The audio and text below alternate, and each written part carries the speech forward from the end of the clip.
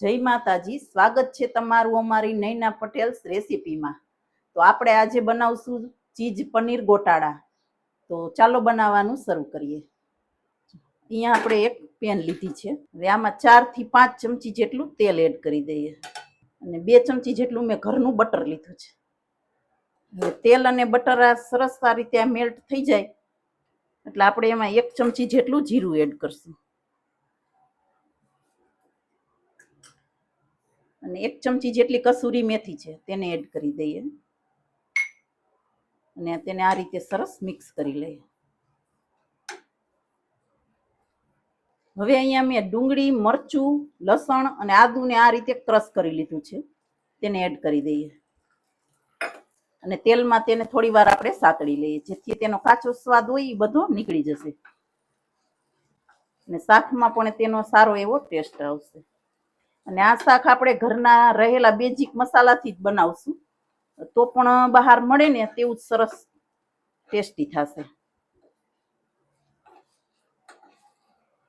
જો આ રીતે ડુંગળીનો કલર ચેન્જ થઈ જાય ને ત્યાં સુધી આપણે તેને સાતળવાનું છે।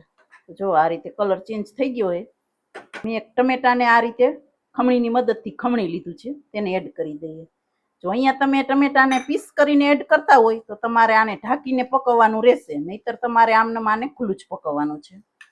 તો હવે આપણે તેમાં અડધી ચમચી જેટલો હળદર પાવડર એડ કરી દઈએ, 1 ચમચી ધાણા જીરું પાવડર, અડધી ચમચી શેકેલા જીરાનો પાવડર, 1 ચમચી કશ્મીરી લાલ મરચું, 1 ચમચી શેજવાન સોસ લીધો છે તેને એડ કરી દઈએ।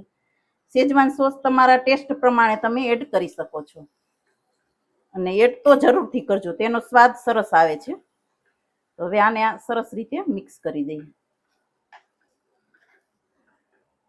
જો આ રીતે સરસ મિક્સ થઈ જાય અહીંયા મેં 200 ગ્રામ પનીરને આ રીતે ખમણી લીધું છે, હવે તેને આપણે એડ કરી દઈએ। આ રીતે સરસ મિક્સ કરી લેવાનું, ઉપરથી કોથમરી એડ કરી દેવાની। ચીઝ ક્યુબને અમે આ રીતે ખમણીને લીધી છે, હવે તેને પણ એડ કરી દઈએ। તો જો ચીઝ ખમણીને એડ કરવાથી તેનો સ્વાદ સરસ આવશે અને બાળકોનું તો સરસ ફેવરિટ થઈ જશે। જો આ રીતે સરસ આપણે બધું એક મિક્સ કરી દેવાનું। તો જો આ શાક બનાવવું એટલું સહેલું છે ને કે માત્ર 10 મિનિટમાં જ તૈયાર થઈ જશે। અહીંયા જો ગરમ પાણી લીધું છે, હવે તેને આપણે અડધો કપ જેટલું પાણી એડ કરી દઈએ। તો અહીંયા તમારે ગરમ પાણીનો જ ઉપયોગ કરવાનો છે, ઠંડા પાણીનો ઉપયોગ નથી કરવાનો, એટલે શાકની પ્રોસેસ બધી ચાલુ રહે। જો આ રીતે થોડું આપણે પાણી બળી જાય અને આ રીતની થોડી ગ્રેવી રહે ત્યારે જ આપણે મીઠું એડ કરવાનું છે। તો હવે અહીંયા આપણે સ્વાદ પ્રમાણે મીઠું એડ કરી દઈએ અને ઉપરથી કોથમરી એડ કરી દઈએ અને ફરીથી અહીંયા મેં ચીઝ લીધું છે તેને એડ કરી અને ઢાંકણ ઢાંકી અને 2 મિનિટ માટે આપણે તેને પકવી લઈએ। જો 2 મિનિટ થઈ ગઈ છે, હવે આપણે ચેક કરી। જો શાક સરસ થઈ ગયું છે અને તેની ફરતે તેલ છૂટું પડી ગયું છે। હવે ઉપરથી આપણે અડધી ચમચી જેટલો ગરમ મસાલો એડ કરી દઈએ અને સરસ રીતે એને આવી રીતે મિક્સ કરી લઈએ।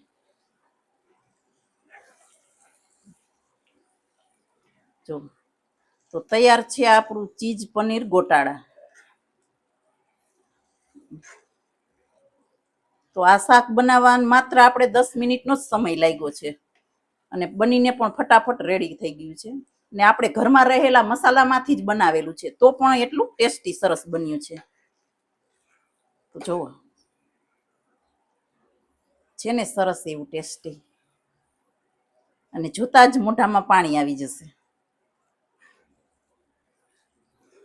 હવે આપણે ગેસની ફ્લેમ બંધ કરી દઈએ અને આપણે તેને ગરમા ગરમ સર્વ કરી લઈએ।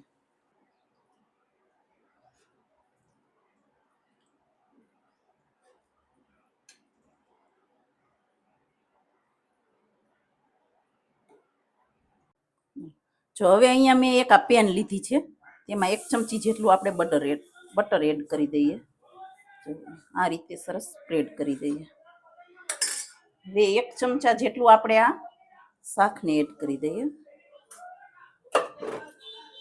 હવે ઉપરથી કોથમરી અને અડધી ચમચી જેટલો પાઉંભાજી મસાલો એડ કરી દઈએ અને તેને આવી રીતે સરસ આપણે મિક્સ કરી લેવાનું. આવી રીતે સરસ મિક્સ થઈ જાય એટલે આપણે ગરમ પાણી થોડું એડ કરવાનું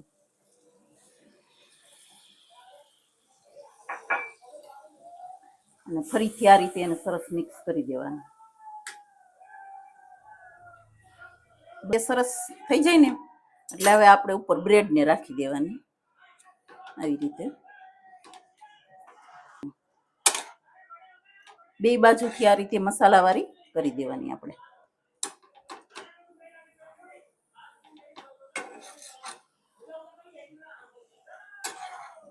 જો આ રીતે સરસ થઈ ગયું. હવે આપણે તેને ગરમા ગરમ સર્વ કરી લઈએ. જો આવી રીતે તમે કંઈક અલગ બાળકોને ખવડાવશો ને તો ફટાફટ ખાઈ લેશે. તો તૈયાર છે ચીઝ પનીર ગોટાળા. તો આ રેસીપી એકવાર જરૂરથી ટ્રાય કરજો અને આવી અવનવી રેસીપી જોવા માટે અમારી યુટ્યુબ ચેનલને લાઈક કરો, શેર કરો અને સબસ્ક્રાઈબ કરો.